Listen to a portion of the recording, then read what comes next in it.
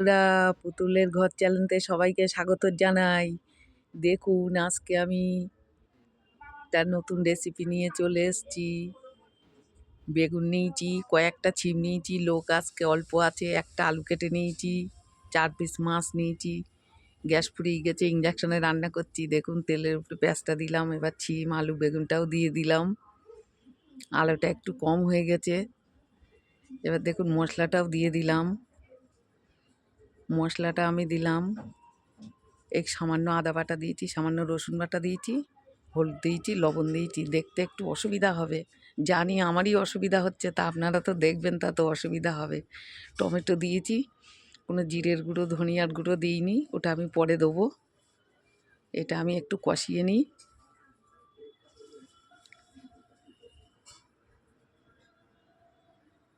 ঢেকে দিলাম। এবার দেখুন, কষানোটা হয়ে গেছে।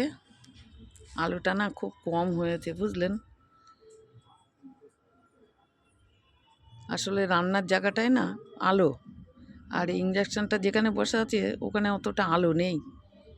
তাও আমি খুব কষ্ট করে করলাম, ভিডিওটা না করলেও হবে না।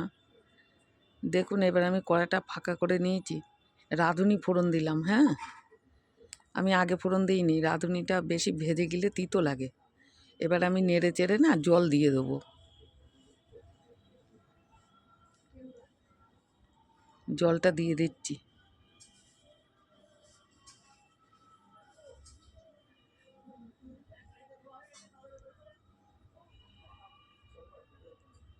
এবার একটু ঢেকে দিলাম।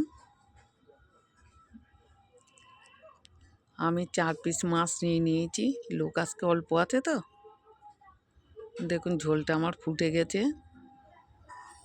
ইন্ডাকশনে না কড়াটা শুধু এদিক ওদিক করে, ও গোল, আর নন স্টিকের কড়ার পিছন দিকটাও গোল গোল। মাছটা এবার আমি দিয়ে দিচ্ছি। হ্যাঁ, এই এই বছরে নতুন খেলাম ছিম আলু বেগুন দিয়ে, কাতলা মাছ কাটা দিয়ে। আবার একটু ঢেকে দিই। হ্যাঁ, এবার দেখুন, তরকারিটা আমার হয়ে গেছে প্রায়। এবার আমি একটু সামান্য ধনের গুঁড়ো আর একটু জিরের গুঁড়ো দিলাম। কাঁচাটা দিলে খুব টেস্ট লাগে, খুব ভালো লাগে। আপনারা এমন করে বাড়িতে একদিন খেয়ে দেখবেন, আমার কথা মনে করে, ভালোই লাগবে। আবার একটু ঢেকে দিই। মশলাটা কাঁচা দিলাম তো, একটু ফুটে যাক, খুব ভালো লাগে ঝোল খেতে। হালকা পাতলা তো, অল্প অল্প তরকারি, খুব ভালো লাগবে।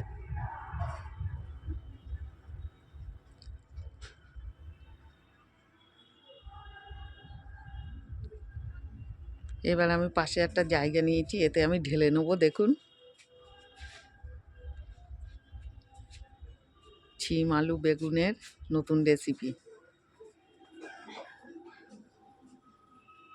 ভালোই লাগবে, বুঝলেন। তাহলে রাখলাম, পরের ভিডিও নিয়ে আবার আসবো, দেখবেন আপনারা।